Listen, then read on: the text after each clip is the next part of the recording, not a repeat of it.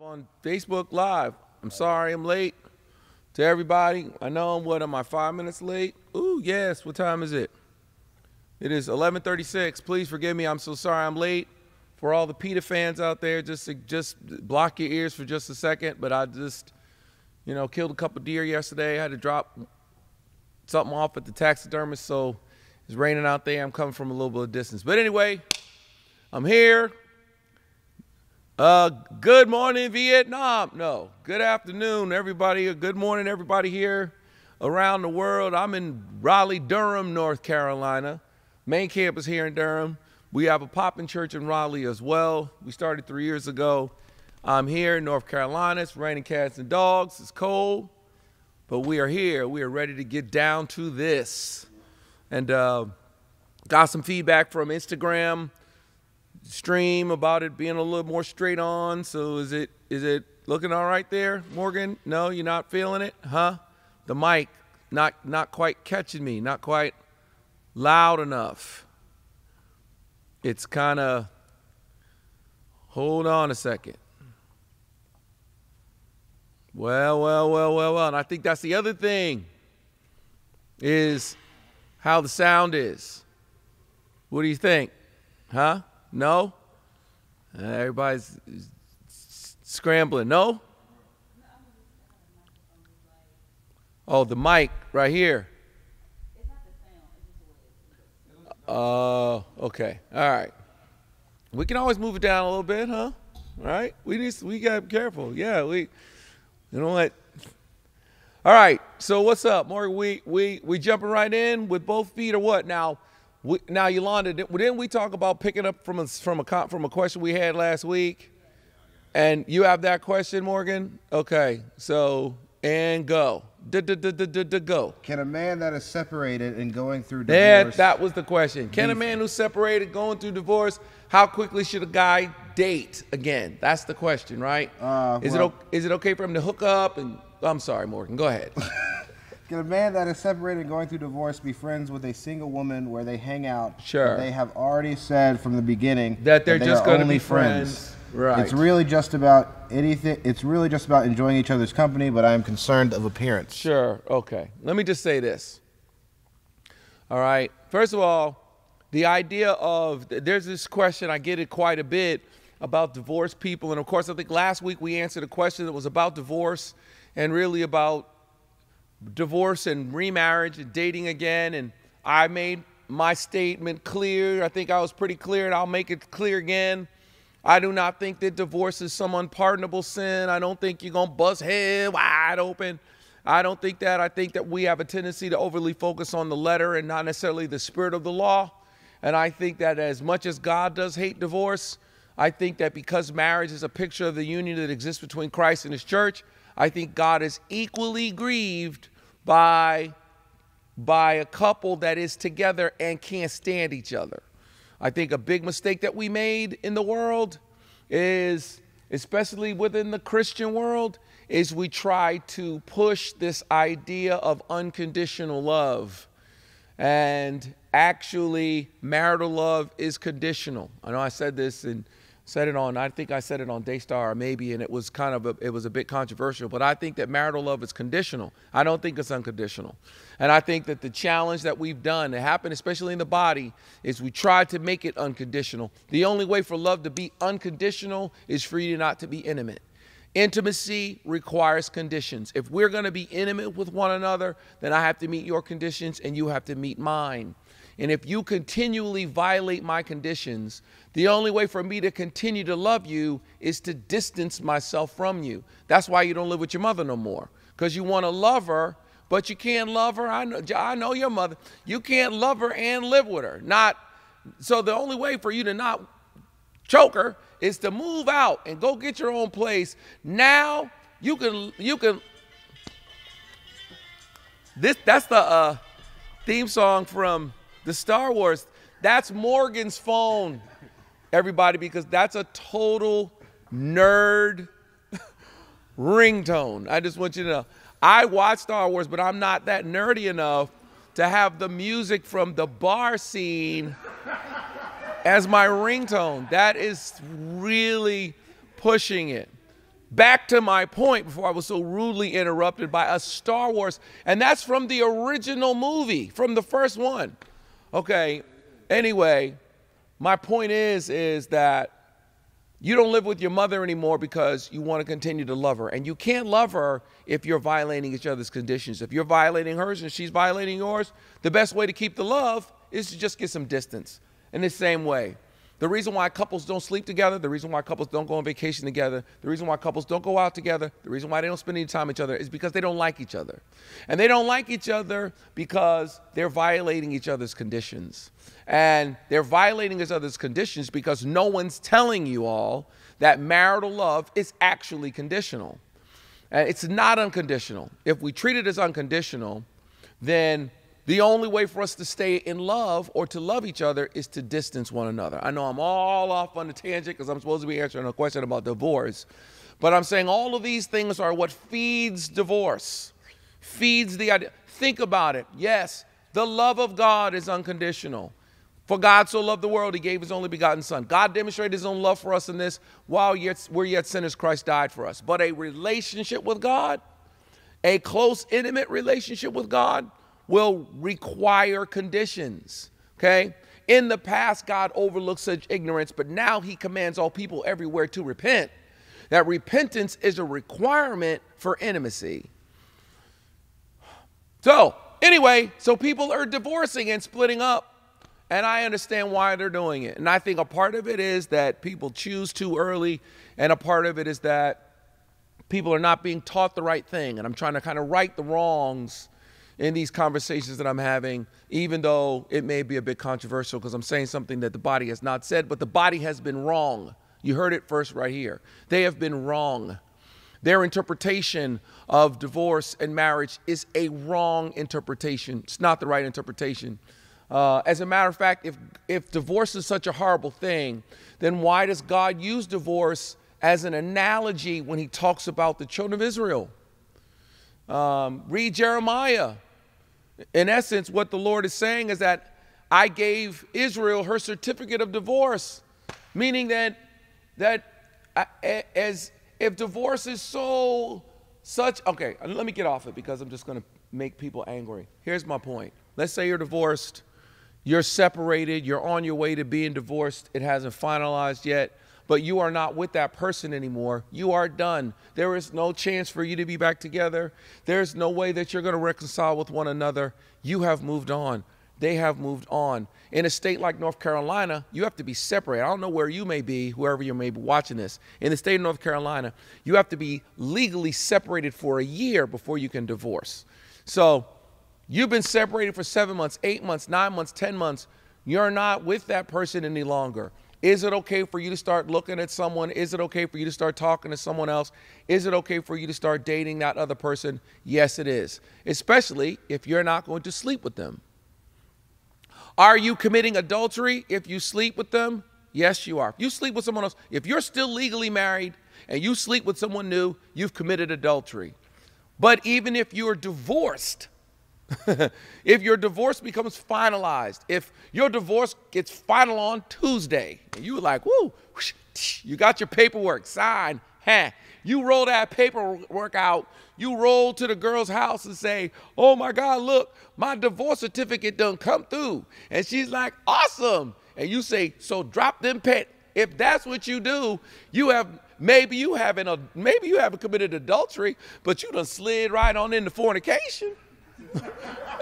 so I mean, we splitting hairs at the end of the day. And what's more is that's probably why you got divorced in the first place, because you were so quick to booty and you were so quick to bump it and pop it. You were so in it that you didn't figure out were you really compatible, were you really supposed to be together, and sex is a glue that stuck you together with somebody that you ended up getting divorced. So why would you do that again? Why would you make that exact same mistake? Why would you now be involved sexually premaritally? I preach chastity, not just because it's biblical, but because it's the right way to put the cake together. Oh, by the way, I've got a cake in my car. I made it for Joshua, but he's in Africa. I made a sweet potato cake, so just for everybody. I'm going to let all of y'all have it. It's a nice big sweet potato cake. Anyway, back to my point, it's not Star Wars theme song, but I got distracted.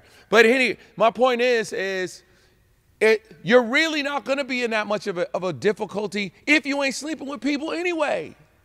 This question is only really relevant if you're trying to have sex with the person. And if you're saved, okay, then you ain't supposed to be tapping everything you see anyway. If you're unsaved, if you're watching this and you're not really a church person, but you're trying to get good counsel, I'll give you excellent counsel. I'm telling you right now that premarital sex is not conducive to a long-lasting relationship. If it was, then everybody's marriages would be making it right now because everybody's having premarital sex. Right? The whole idea of, oh man, I need to try that before I commit myself to it. I need to try it out first. I got to ride in that car. I got to test drive it over the weekend. If that is what made it last, then everybody's relationships will be lasting because all of y'all are test driving for years. It ain't even a weekend. Y'all are going to the dealership and keeping the car for a year. You move in with the car. You live with the car. You ain't bought it and you've been driving it. By the time you marry it, it's got dents in it and you done banged it around. You done crashed it and you done. So if that was so conducive to a long-lasting relationship, why aren't your relationships working? Why are marriages lower than ever? Why is the divorce rate higher than ever? If the problem is that, we couldn't have sex, but now we have to have sex, if that's the point, then why are we failing at it so badly? No, I'm telling you that the way to put it together right is chastity. And I know there's some of you that are saying, well, I know a guy, my brother's friend Joe has a cousin who works with a guy who he never slept with his woman, and then when he got with her, he found out that she had another mouth on her hip. I know you heard that, but that's bull crap, okay? I dare you. I double dog dare you. I triple dog dare you. I'm going to lay it down right now. I triple dog dare anybody to find somebody that waited till they were married, did not have sex before they were married, and they waited, and now their marriage is a wreck. Find them. Go ahead and find them. Go ahead and find them. Even if you find them in percentages to comparison to the rest of y'all whose relationships suck, they are going to be a very small percentage of the people whose relationship. Believe me, it's not because they waited. It's not going to be because they waited.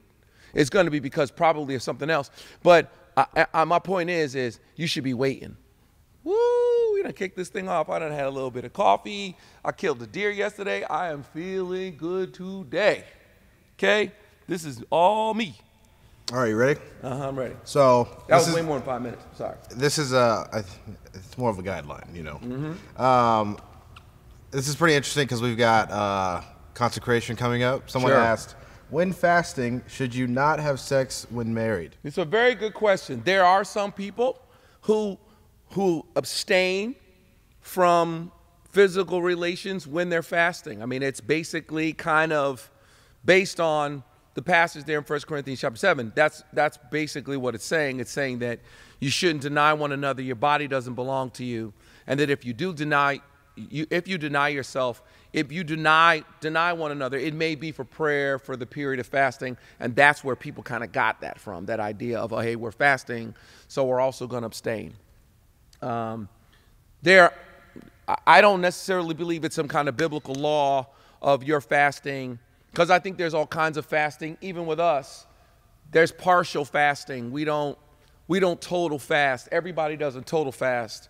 And we don't require that everybody total fast. We just want people to give God something. Some people give God their cell phone. Some people give God meat. Some people give God, sugar. Some people give God soda. Some people give God coffee,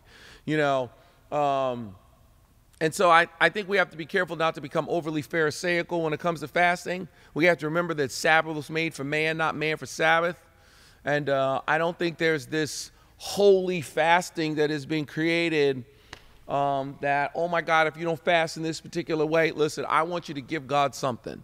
And at least for those of us here at World Overcomers, we give the first 36 days of the year to the Lord in fasting and prayer. It's a tithe of the days of the year. But I'm just trying to get people to give God something.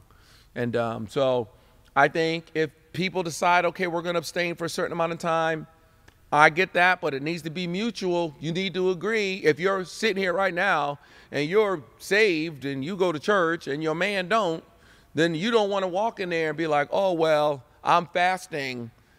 If your husband is not fasting, then you ain't fasting. Not from that. If your wife is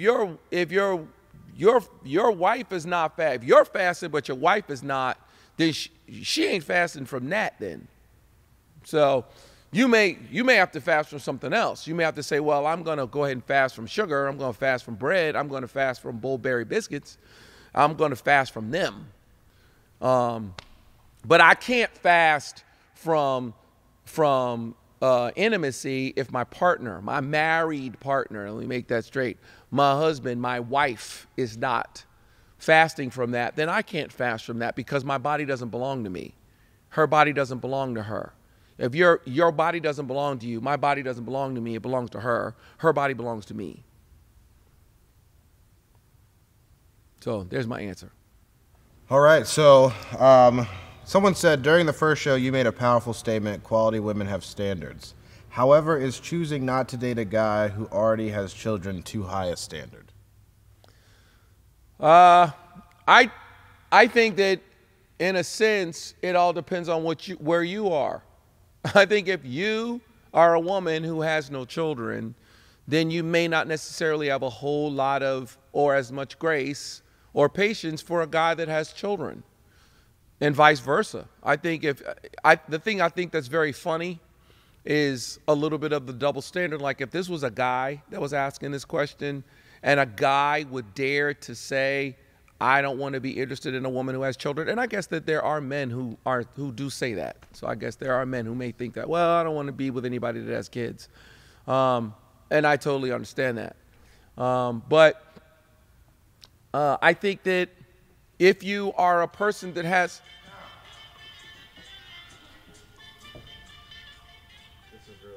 Nerd alert!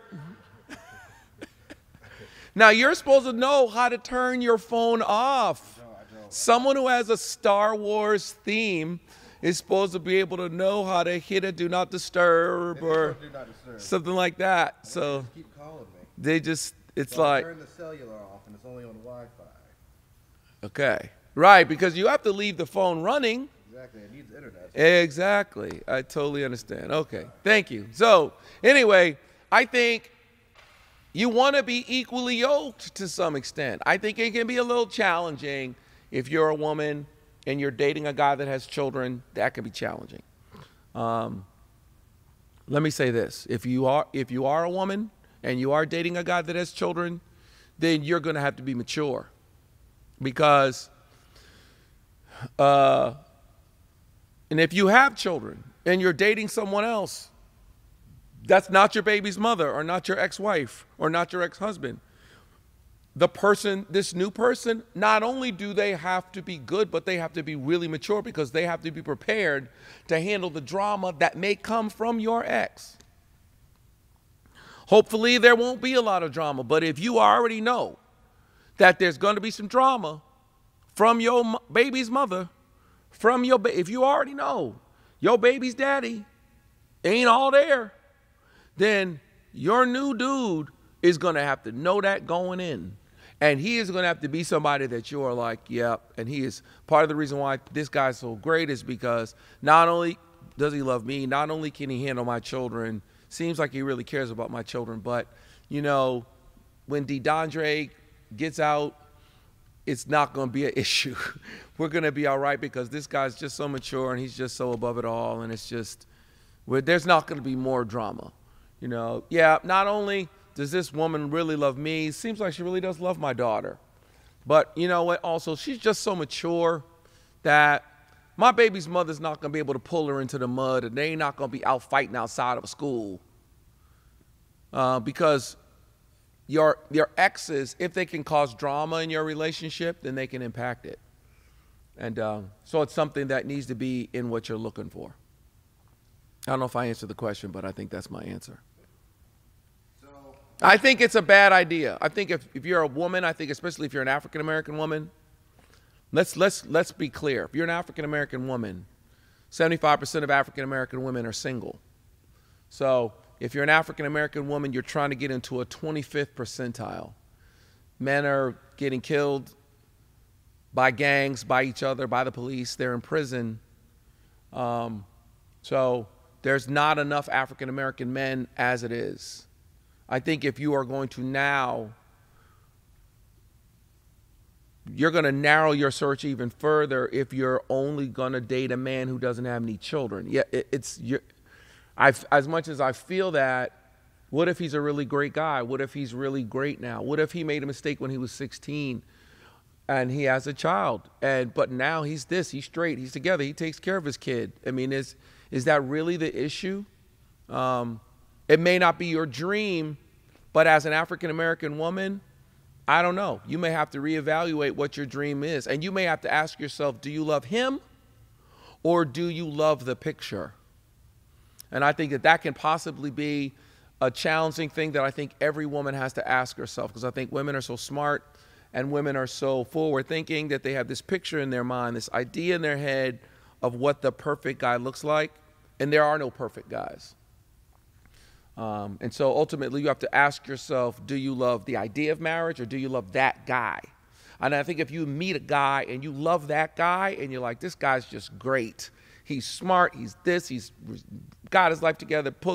He works hard. He cares for his mother. He cares for his people. He's just a good person. He really seems to care about me. I don't know if I would check that person off the list. I don't know if you found out after 30 days of dating him, you found out he had a son that was 10. I don't know if that ought to make you automatically be like, no, my God. I think if you love him, I don't know if the son that's 10 and the baby's mama should be enough for you to just be done. All right. Next question. I am currently engaged and terrified that I might marry the wrong person. I've spoken to a pastor that said I'm either scared because it's normal, I'm scared because I'm with the right person. How do you balance having faith in your relationship versus feeling like you should try something else?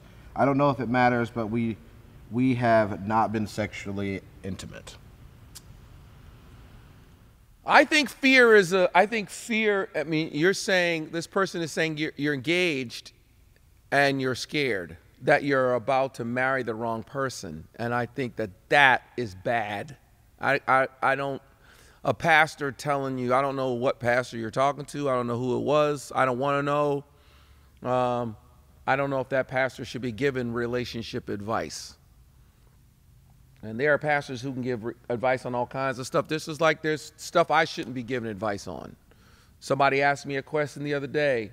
A guy asked me a question. A pastor asked me, not anybody in my fellowship, but just a buddy of mine asked me a question, and I just told him straight up. I said, man, I don't really know if I can answer that question. I don't know if I'm really qualified to answer that question. So I want to just preface that. I'm not just trying to hate on whoever it was gave you this stupid advice, because it was dumb. Because fear is a bad sign. Now, if you were just straight afraid of relationships, period, then you wouldn't have got this far. And you wouldn't be maybe interested in dating someone else.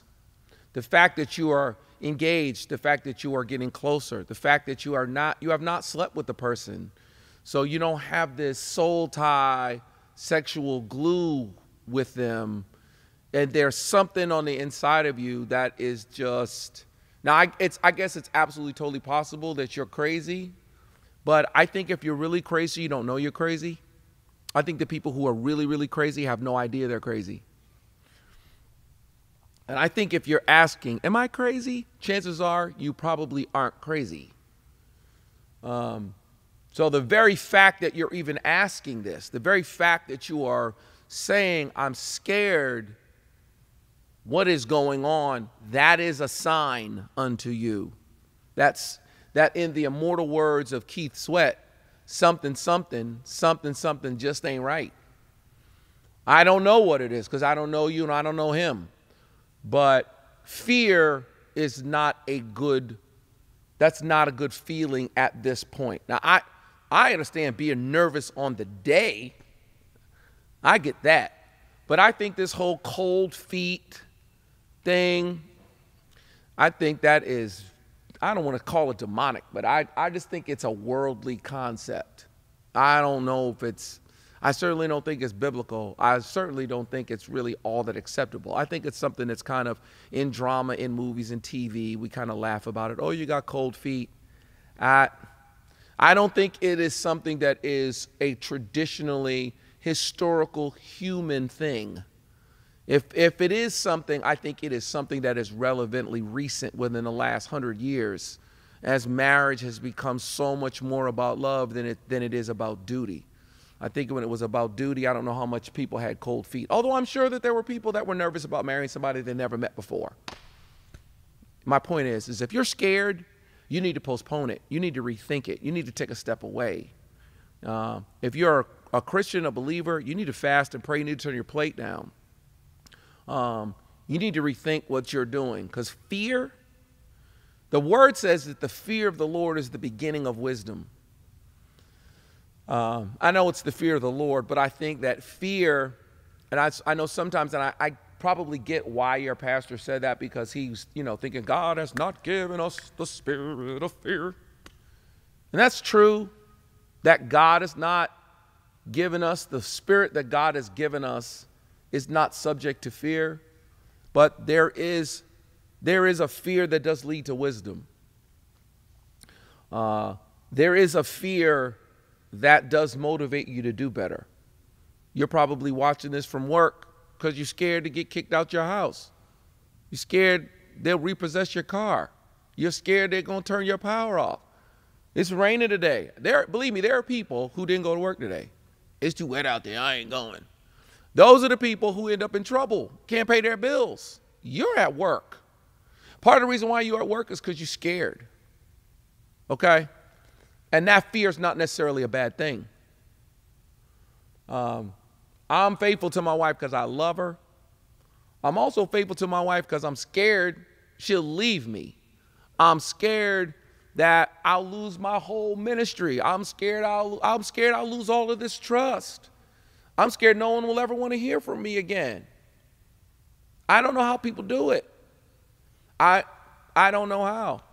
I can't go anywhere in my city without somebody knowing who I am. I don't know. How could I ever take someone to dinner? How could I ever? I don't see how it's possible. I'm too scared. I'm scared of strange. I'm scared of people I don't know. I'm scared of women I don't know.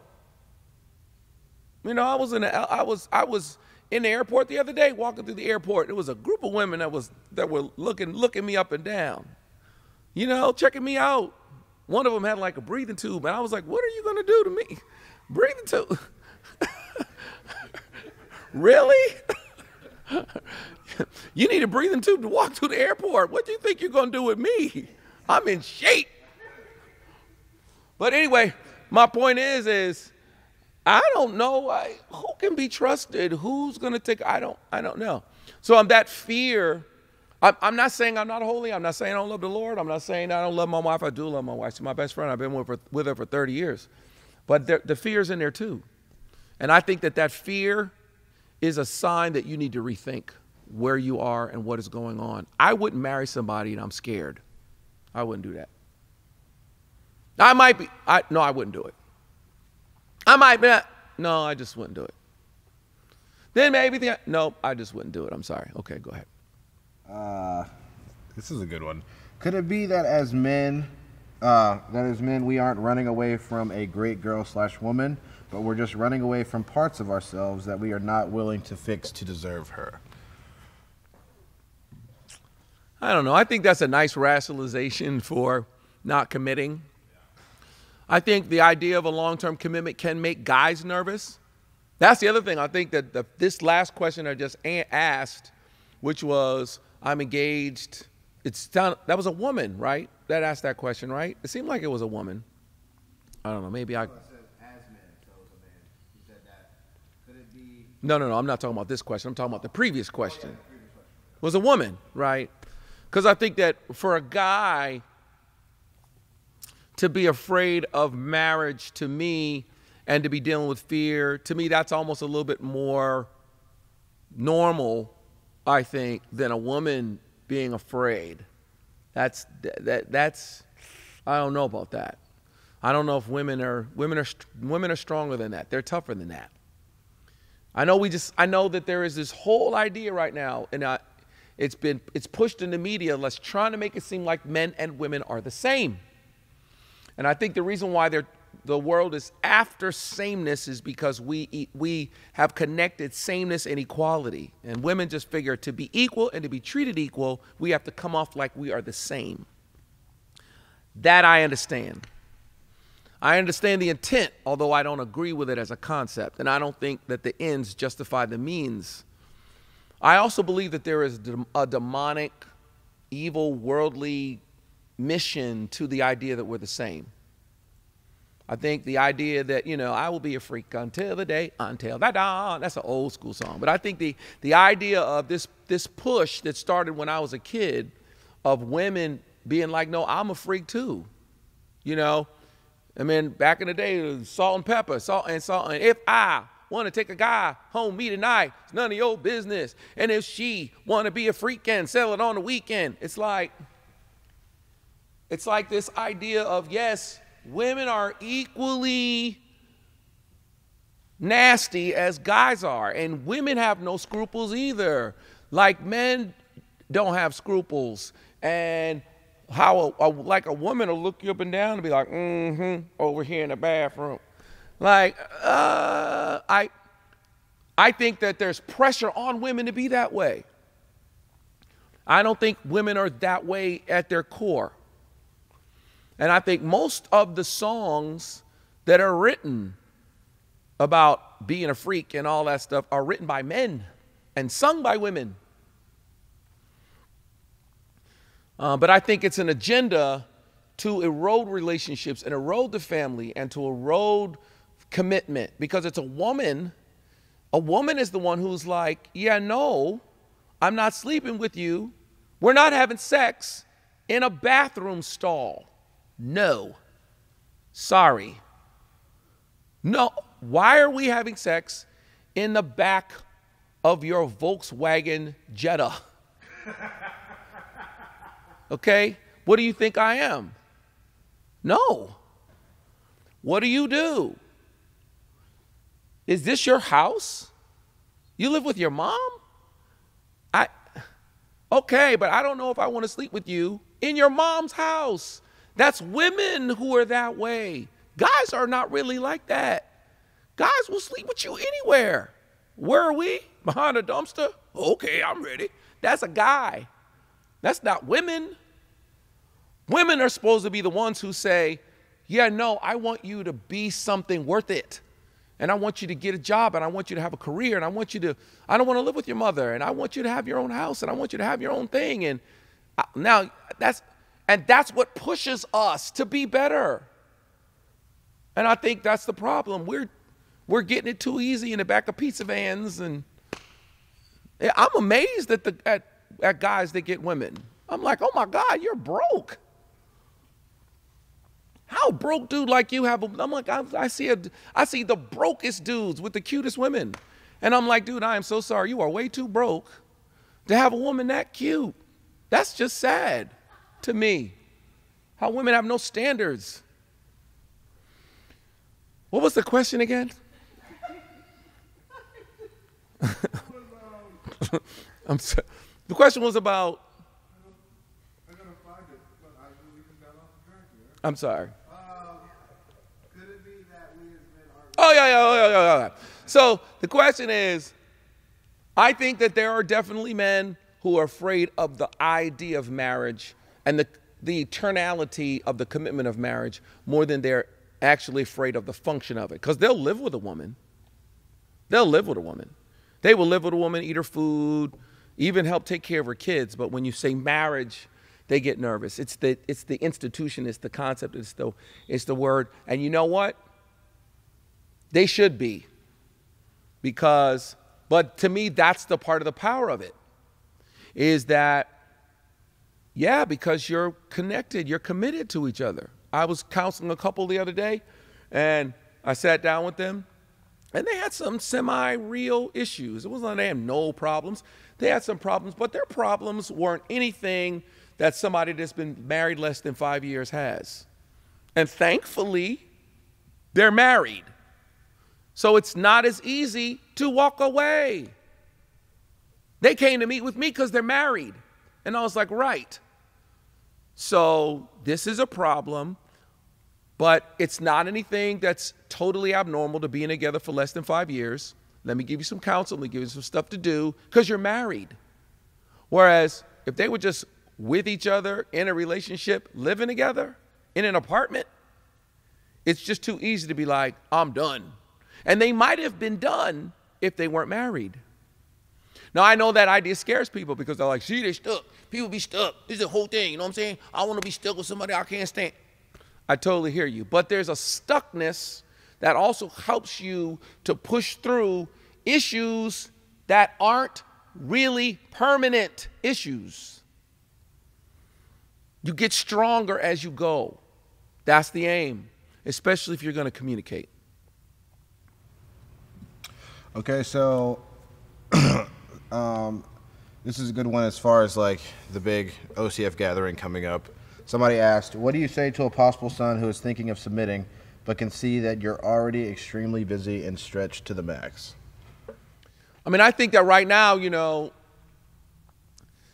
people who are looking at me have to understand, first of all, that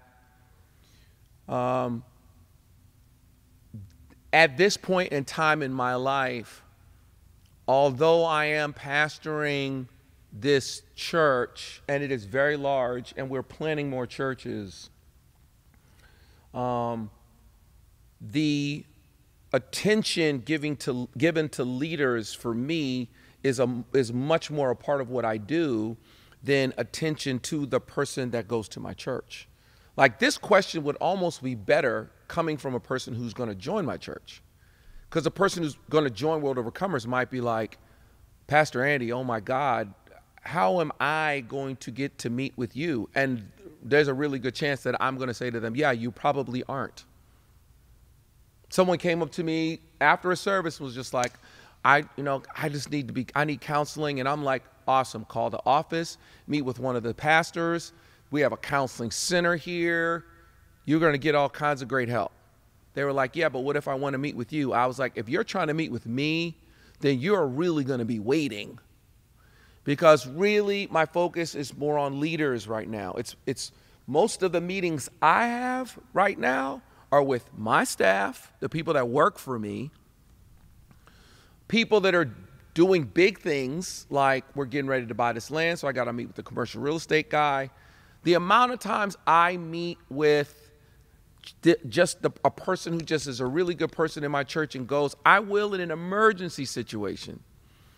When I leave from here, after doing this Q&A today, on my way in, the people, as Bruce came, they were there. On my way in, I was on the phone with a pastor. And we were having a conversation. I've been up since 6:30 this morning on the phone talking to pastors. I come in here, I'm doing this Q&A. Literally, I was like, let me go do my Q&A. Let me do my show real quick, man. He said, call me back. Actually, honestly,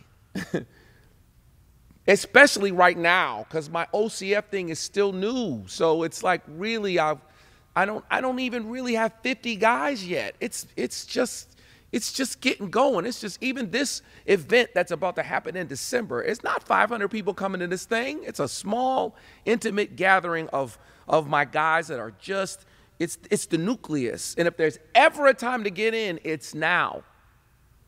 And if you are looking at me and you're thinking, man, I'd love to be able to have a personal conversation with him, this is the time to get in now, because I'm just starting it. Once I get to 300, 400 churches under me, That's when this question will be a good question. Right now, when it's still less than 50 guys, it is all about whether or not you call. So, truthfully, the guys that I'm pastoring and mentoring, they are the ones who have even more access to me than the thousands of people that go to this church. And for any guy that is watching, that is connected to me and doesn't feel like they don't have access to me, it's because you don't use the access that you have. For by grace you have been saved through faith, and it's not of yourselves, it's a gift of God. That one of the wisdoms of that Ephesians 2 passage is that there is a salvation that grace and favor provides, but it is accessed by faith. You cannot earn this salvation. For God so loved the world that he gave his only begotten son. He demonstrates his own love for us in this. While we're yet sinners, Christ died for us. You can't earn it. The salvation is supplied by grace and favor, but it's accessed by faith. That doesn't just apply to this relationship with God. It also applies to a relationship with a leader. So let's take the guy that I'm under, the guy that's my pastor, who's really like has become really a mentor and like a father to me in the faith, which I'm sure you all know this guy named T.D. Jakes. If you don't know who T.D. Jakes is, then you need to get your head out the sand. I was introduced to Bishop Jakes 8-9 years ago. Quite honestly, I was so in awe of just who he was, and he hadn't really done anything. I mean, I wasn't his actual physical child.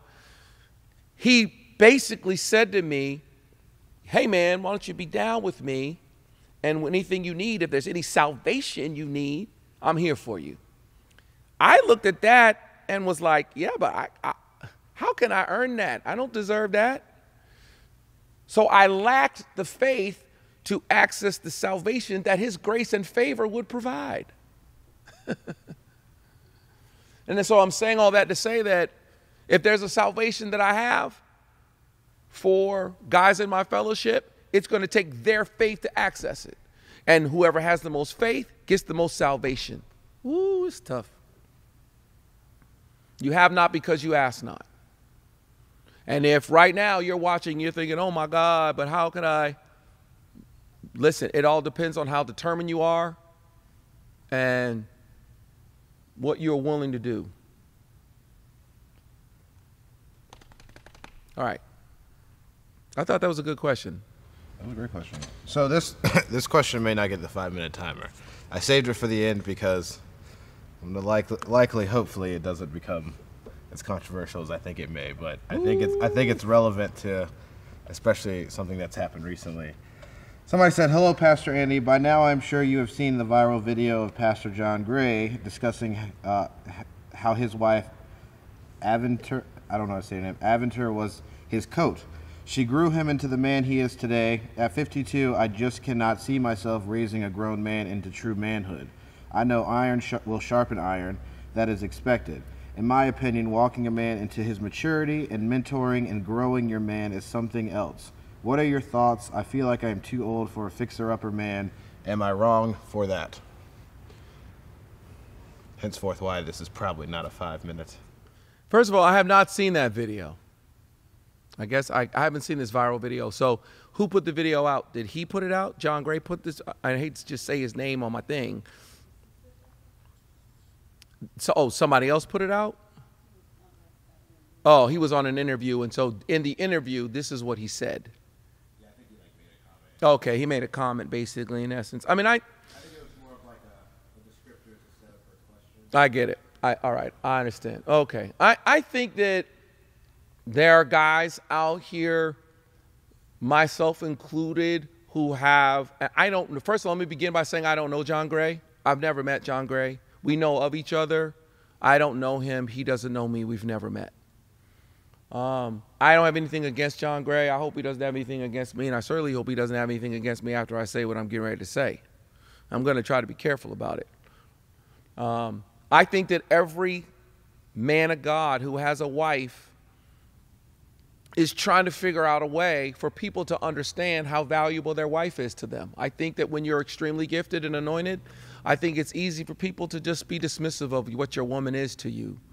I'm not saying John Gray is overly stating that. I don't know, because I don't know them. I know that if you had a conversation with me, I would tell you, anybody that's in my fellowship, any of the single guys, the young guys, my young sons who are still single, I'm telling them that you need to find a woman that is stronger than you. I think that if you are a preacher and you are looking for a woman that you have to minister to, that's going to be a problem. But believe me, by the time I finish preaching here or preaching wherever, when I come home, I don't want to preach. When I come home, my wife takes care of me. My wife prays for me. My wife goes to her quiet place and has her devotions and says, do you need me to pray for you about anything? And I'm like, yeah. My wife she goes to my church. She's faithful. She's serious. She's on the front row. I believe she receives a word. I really do. But I'm not trying to communicate a word to her. I'm really not. I don't think about her. I'll come down and she'll be watching Joyce Meyer or Tudor Bismarck or John Gray, whoever she's watching, Sarah Jakes, Bishop, whoever, getting fed. I'm like, hallelujah. I'm not, you should be getting your soul fed from. I'm just like, girl, get fed, because when I come back, I may be tired, I may be upset, I may be distressed, and I don't need you to need me spiritually every second. That is too much. So really, in my life, my wife is my rock. She really is. And no, she's my rock. And I felt a tear. I was trying to pull one up. That would have gone viral. No, but she really is. She's my rock. She's my friend. And she's the person that I know is there for me. And I think that I dated some girls before LaShawn that I felt like they had me on this spiritual pedestal, and I could disappoint them spiritually or something.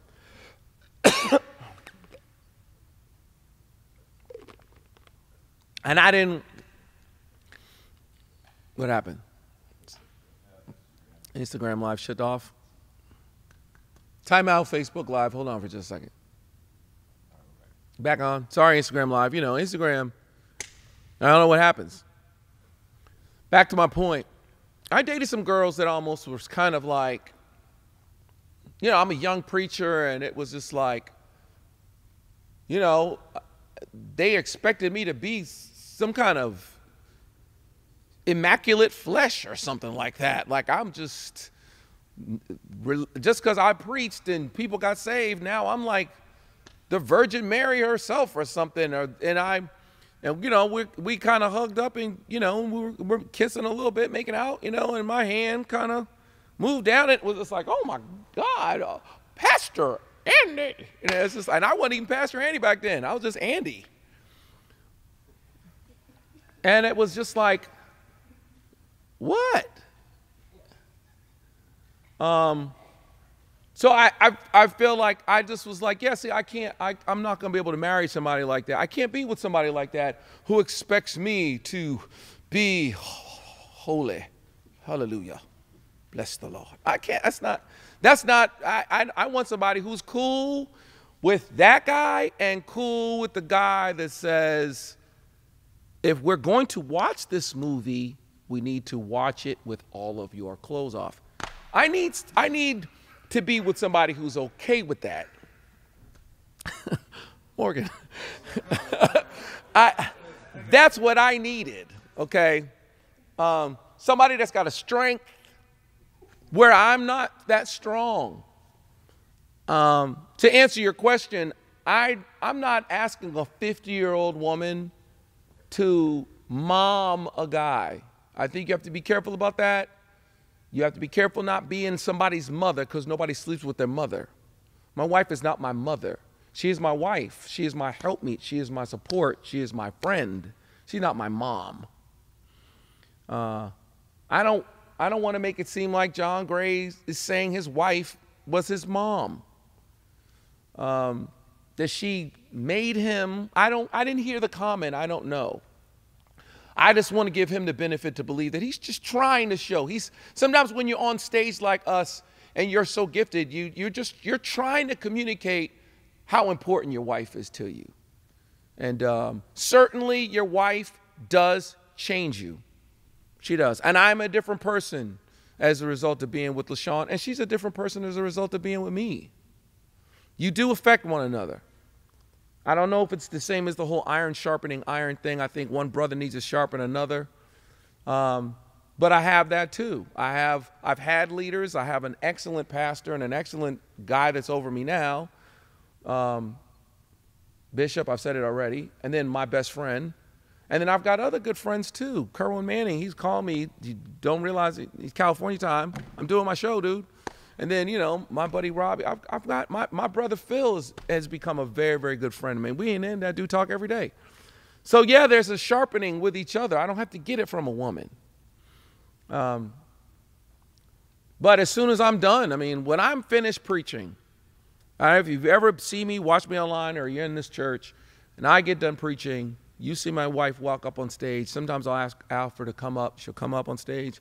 We'll pray for everybody. If you see me turn to her, what I'm saying to her is, how was that? Like, did you think that sermon was good? Not, were you ministered to? Did you hear a word? I think I have to be careful because I think that preachers get into trouble trying to preach to their wife. See, now they're pulling up, they're saying stuff that they shouldn't be saying. And, next thing you know, there's a whole point in the sermon. You got to cook the chicken so it's not dry. It's just like, what are you talking about, dude? So I think you have to, that's not us. I just want to know if she thought it was good. That's all. Just, what did you think of that, babe?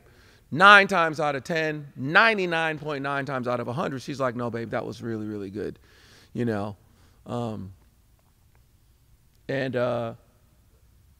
like, great. Once I hear that from her, I'm good. Now, I'll go on down and people come say, what a weird, which is great. I love that. But once my wife told me it was good, I respect her opinion greatly. So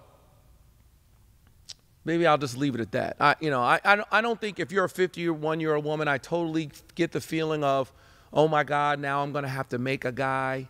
I don't think so. Although I will say that no dude is perfect. And there are some things that you are going to help a guy be better at. And if you're not ready to help a guy be better, then you're not ready to be anybody's wife. You're just not.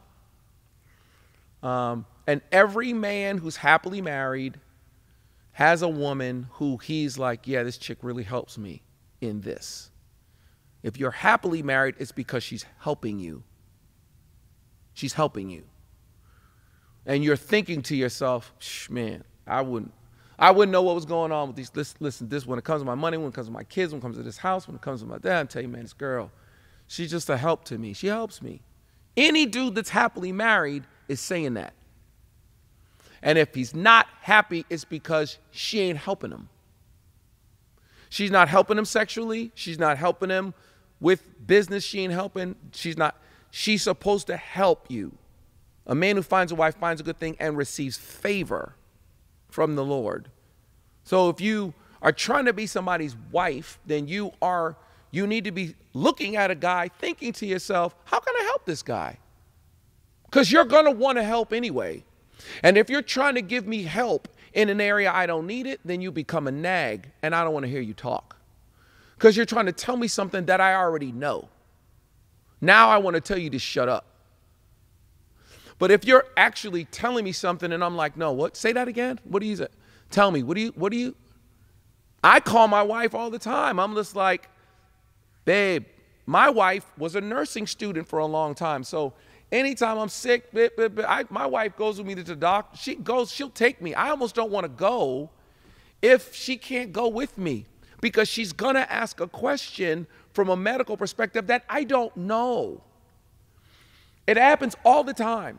And then, or when I go by myself, when she calls me, she says, did you ask him this? Did you ask him if there's a side effect? And I'm like, no, I didn't ask that. And she's like, honey, why? And I was like, well, you just should have been there. But I'm not annoyed because it's not like I was in medical school too and I'm not a science person. She's a science person. I wasn't a science person. So it's not like I knew that already and I asked that already. Now I'm annoyed that she's asking me something that I already asked. Now she thinks I'm stupid, or she just has something she got to say something because she just has to have something to say. And she's saying something in an arena that I'm good at. What do you mean, is the bills paid? Aren't they always paid? I always pay the bills. So why are you asking me, did I pay them? What are you trying to say? It's disrespectful. You just got to have something to say? What are you you're trying to impress me that you're smart? If I've got it, then shut up. But if I don't have it, then I need your help. Oh, so you see that I have an expertise in this arena, and you're trying to impress me with your expertise in my arena, but I don't need that. I'm already good with money. I don't need you to impress me telling me you're good with money. Find where my need is. I'm already good with money, but I'm not that good with clothes and design and my outfits. Help me with that, and I'll love you. But if I'm already over here making money and now you want to get involved in my making money, you are a nag. So I'm saying all that to say that this is a part of the reason why so many pastors are unhappily married, because they're experiencing a significant amount of some success or success in the ministry. And instead of their wife helping them in these other areas where they actually need help, they want to push up in the pulpit where I'm already successful. I may not necessarily need you for that. I already have a church. I already have good preaching. I already have good music. The worship's great. I don't need you on the stage. I need you at the house. Why are you trying to preach so bad? What are you saying? That the preacher's not good? So I think that if you're going to get a man, then you're going to have to think to yourself, okay, Eve is the answer to Adam's problem. Adam's problem was aloneness. God looked at Adam and said, something's not right. We need to make a helper suitable for him. That the guy is incomplete. Men are incomplete. I don't even have to say it. You already know it. Men need help. You can see just from watching this, I need help. Men need help. Okay? If you are looking for some dude who you just think is perfect and don't need no help, he's already done. He's already finished. You got another think coming. And what's more is if you found a guy like that, you would have to never talk. You just have to shut up. Because if I'm perfect and I'm done and I'm set and I'm great, then I don't need you. Except for sex and maybe to cook me a meal. So if you want to be appreciated for more, then you have to be prepared to be more in the area where I need it. That's what I have. Oh, Pastor Andy, you and your wife just have this incredible relationship. I just wish the Holy Ghost would come up and blah, blah, blah, blah, blah. Well, a part of the reason why we have that is because I knew what my strengths were. I knew what my weaknesses were. I got somebody that has strengths where I have weaknesses. And it's just awesome. It's just Jesus Christ. It's not just Jesus Christ. It's Jesus Christ on the cross. It's not just him walking around healing. It's him on the cross dying. That's how awesome it is. My wife handles my money. My wife handles my children. My wife handles my house. My wife handles me physically. My wife she has all these strengths where I'm not strong. She's helping me, and it's great. And so the whole iron sharpening iron, I don't know if that's too smart of an idea in a marriage, really. I don't think iron needs iron. I think iron needs a sheath. Ooh, help us. Iron needs something else. Iron needs some leather on the handle. Iron needs something compatible in marriage. It don't need another piece of iron. I know we all, especially all you black people watching, everybody's watching this black. I know you used to loving basketball. I know you just think that is the Ching, like that is the black people love movie. If you think about it, as long as they were both playing basketball, they were never together. They weren't together when they were both playing. Watch the movie again. Both playing basketball, they were not together. She was in love with him when they were kids. They were in love with her. All through high school, they weren't together. Senior year in high school, it fell off, turned off again. We got to get this thing together. We got to get this thing together, man. This. Yeah. We hit the limit. Sorry, Instagram Live. We hit the limit. Instagram got this limit. I guess it's an hour, which means the show's about to be over. Let me finish making my love and basketball analogy. You watch the movies, as long as they're playing basketball, both of them playing basketball, they're not together. All through high school, they weren't together. He's dating cheerleaders. She's balling. They got together. They didn't even go to prom together. They hooked up after prom. They both got their acceptance letters. They're both going to the same college. Clearly, they were together that summer. They broke up freshman year. During basketball season, they broke up. He went to the NBA. Clearly, she played 4 years ball, went to Europe, balling. He's playing for the Lakers. His NBA career is okay. She quits ball, comes back. He's hurt. The movie ends with her playing ball and him not playing. Because two ballers can't be together. And if two ballers are together, then one of you is going to have to ball, and the other one's going to have to cheer, and the other one's going to have to cheer, and the other one's going to have to ball over your different arenas. My wife does this whole Projects of Hope, this NGO. She goes to Africa. She's taking some of these guys with her. She's done all this great stuff. You went with her, right, Jarrell? To Kenya? She does great work. I don't go. She had a meeting with her board. I was there. I'm not on her board. I was there at the board meeting. She's meeting with them, lining stuff up, saying this, saying that for the last meeting. Then she turned to me and she said, honey, do you want to say anything? I'm like, say anything? No, this is your thing. This is your game. She's like, I mean, I just don't want you to just sit here and be bored. I'm like, how can I be bored when I'm sitting here with you? You look good. I might be bored if you didn't look so. You look good. I'm having a good time just sitting here looking at you. In that role, I'm just cheering. And I'm a weak guy if I can't cheer during the times when I'm not balling. It's not my thing. When she first came out with the thing and I saw my name on the board, I'm like, why am I on the board? She just said, I'm like, honey, this is your thing. I don't have to be on the board. I'll support your thing. I'll cheer for you. I'll talk about it. I'm talking about it right now. You know, I'll help raise money for it, but I don't have to be on the board. I don't have to have my own, I push my, actually, I'm the one who, no, I mean, but you're not both going to be able to ball in the same arenas. It's not going to work. Somebody has to ball, somebody else has to cheer. Then somebody else has to cheer, and that other person has to ball. I don't even know.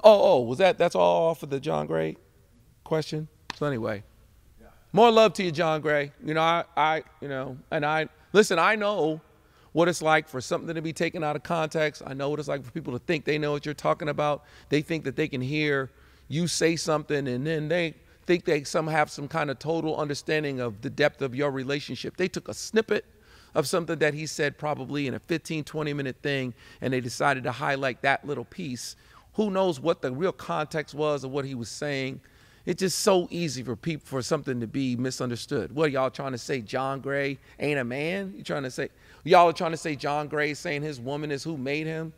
He's trying to honor her. She's worthy of honor. She's worthy of respect. Behind every good man is a really great woman. And you know what? behind every good woman is a good guy who's like, yeah, girl, do your thing. I ain't mad at you. I am not mad at you. Do it, boo. I'll be right here. As long as you take care of me, I'm good. Make me a cake first. This is guys.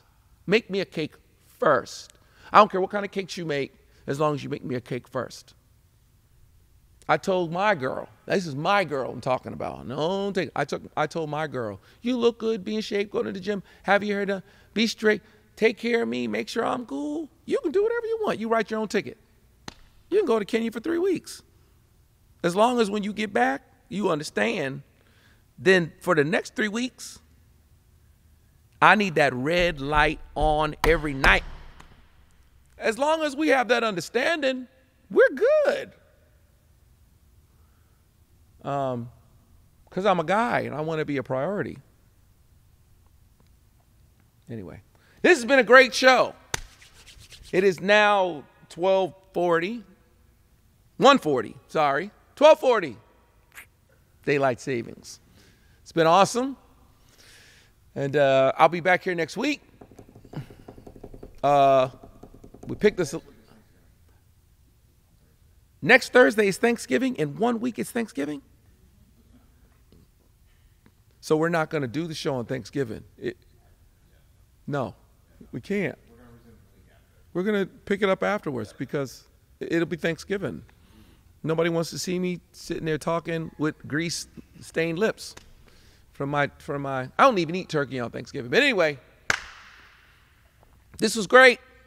All right. Peace out.